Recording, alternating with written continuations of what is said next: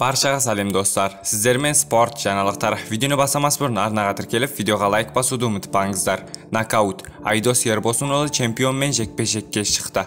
Екінші орта салмақтағы қазақстандық боксшы Айдос Ербосунұлы кубалық Давид Мораллимен жекпе-жек өткізді деп хабарлайды.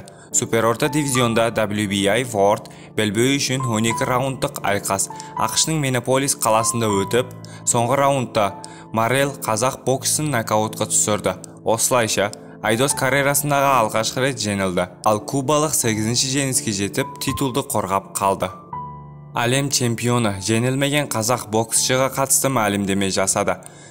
WBI регулярал тұжырымы бойынша әлем чемпион кубалық Давид Моралл boxking.com сайтына берген сұхбатында қазақстандық Айдос Ербосунұлымен өтетін айқасқа қалай дайындалғанын айтты деп жазады.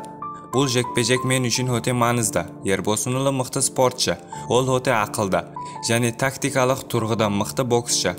Қарсыласқа немқұрайлы қарауға болмайды. Мен оған құрметпен қараймын және керемет бокс кешені өткіземіз деген ойдамын. Нокаутқа түсіремін деген нақты жоспарым жоқ.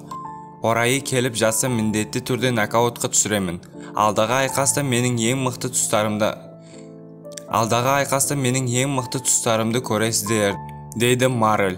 Еске салайық, бокс кешені 6 қараша күні өтіп, қазақстандық боксшы жеңіліп қалған. Сіздермен спорт жаңалықтары болды. Арнаға тіркеліп, видеоға лайк басуды ұмытпаңыздар. Ең соңғы жаңалықтар тек қана бізде болады.